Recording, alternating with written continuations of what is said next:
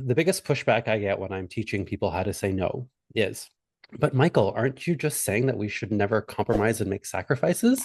Isn't that just being selfish? And to that, I say, no, that's not at all what I'm saying.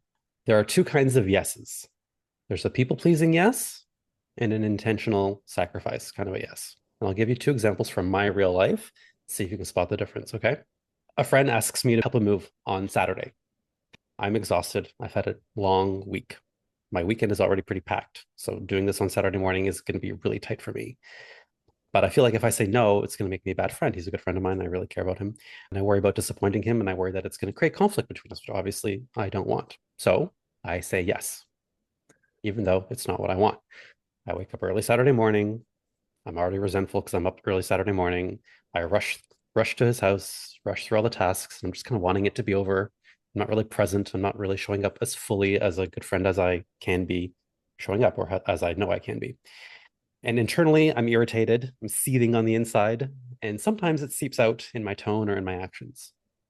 That is a people pleasing yes. And now let's look at the second type of yes, which I call an intentional sacrifice yes. It's my nephew's first communion on Sunday. It is a 2 hour drive to get there. I don't have a car. So I have to either figure out a car, rent one, take a train, whatever. I got to figure out how to get there. Sundays are my sacred Michael days. Now, I'm not even religious, so I could give less than a poop about first communions. It's not my jam at all. And there are literally 100 other things I could be doing with my day on that Sunday. But I love my nephew.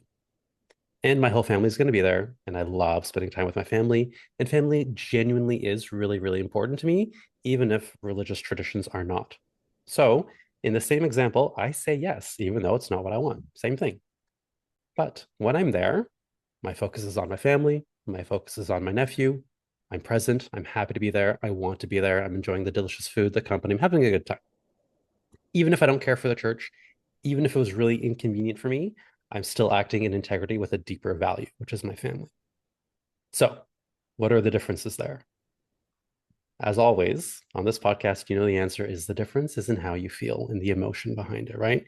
So, if you notice, the emotion driving my yes in the first example was fear of conflict and fear of disappointing my friend. Whereas the emotion driving my yes in the first communion example was one of love for my family and my nephew. And then notice the feelings when I was there in the moment. When I'm helping my friend move, I'm doing it physically, but internally I'm resentful and I'm irritated. Versus when I'm actually at my nephew's first communion, even though I really don't want to be there in terms of the church, I'm having a good time and I'm happy to be there. Okay. So here's a question I want you to ask yourself before you say yes. Am I doing this because I truly want to, and only you know the answer to that? In your heart of hearts, you know. Or am I doing this because I'm afraid of how they will react if I say no? Am I doing this because I truly want to, or because of how they're going to react if I say no? That's the reflection question I want you to take with you.